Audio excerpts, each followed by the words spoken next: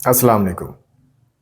اگر آپ کے خاندان میں دل کی کوئی بیماری چلی آ رہی ہے، فیملی میں کسی ایک کو یا اس سے زیادہ لوگوں کو ہارٹ اٹیک ہو چکا ہے، خاص طور پر وہ لوگ جن کی عمر 55 سال سے کم ہے، آپ کے ماں باپ، بہن بھائی، بچوں میں سے کسی کو بھی اگر 55 سال سے کم عمر میں ہارٹ اٹیک ہوا ہے اور جس کو سٹنٹ ڈالا گیا ہو یا بائی پاس ہوا ہے، تو اس کے جو فرسٹ ریئلٹی میں ہیں ماں باپ، بہن بھائی، بچے، وہ سب ہائی رسک ہوتے ہیں ہارٹ اٹیک کے لیے۔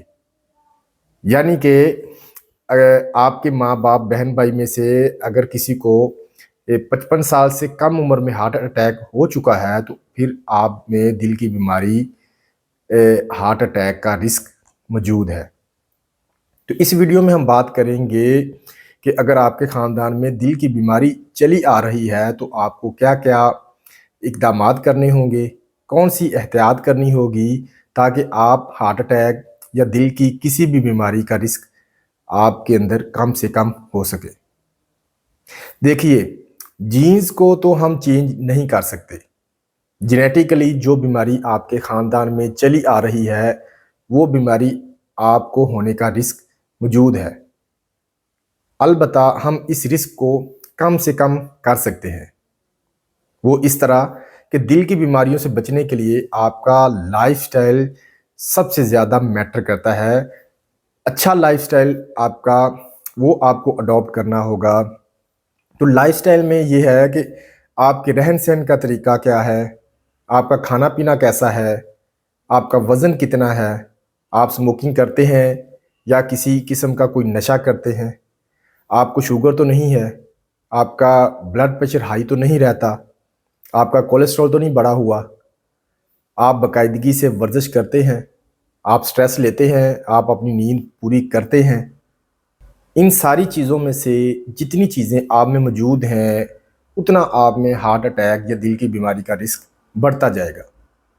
مثلا ایک رسک دل کی بیماری کا آپ کے خاندان میں چلا آ رہا ہے، اس کے ساتھ اگر آپ کا وزن زیادہ ہے، اوور ویٹ ہے، جسم میں فیٹ پرسنٹیج زیادہ ہے، پیٹ بڑا ہوا ہے، تو آپ میں ایک عدد رسک کا اضافہ ہو جائے گا۔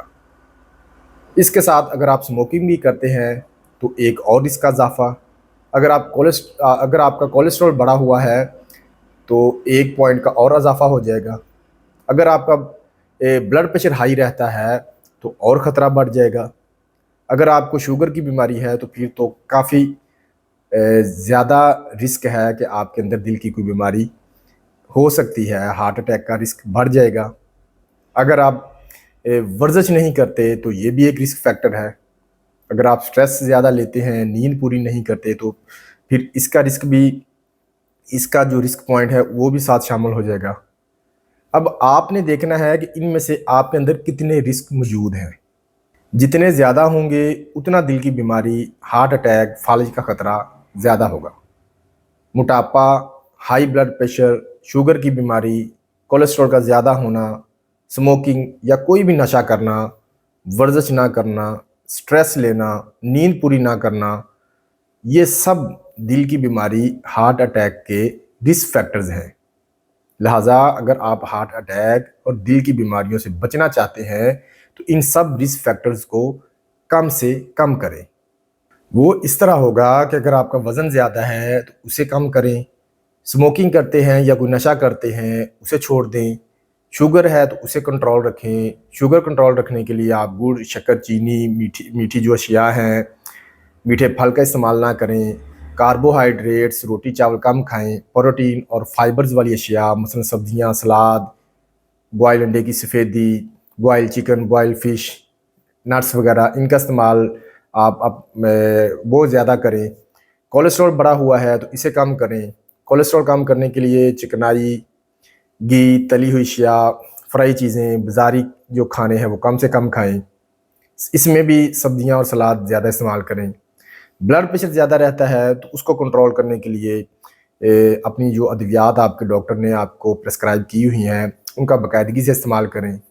ورزش نہیں کرتے تو روزانہ کم از کم 25 سے 30 منٹ ورزش، واک یہ لازمی کریں، یا کوئی بھی ایسا کھیل اس میں جس میں آپ کی ورزش ہو جائے، تھوڑی مشقت ہو، وہ کھیل کھیل لیا کریں۔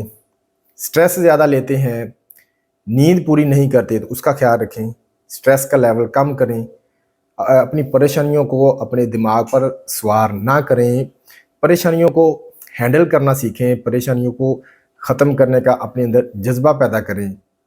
یہ ہیں وہ تمام باتیں جن پر عمل کرنے سے آپ اپنے آپ کو دل کی بیماریوں سے، ہارٹ اٹیک سے، فالج سے محفوظ رکھ سکتے ہیں۔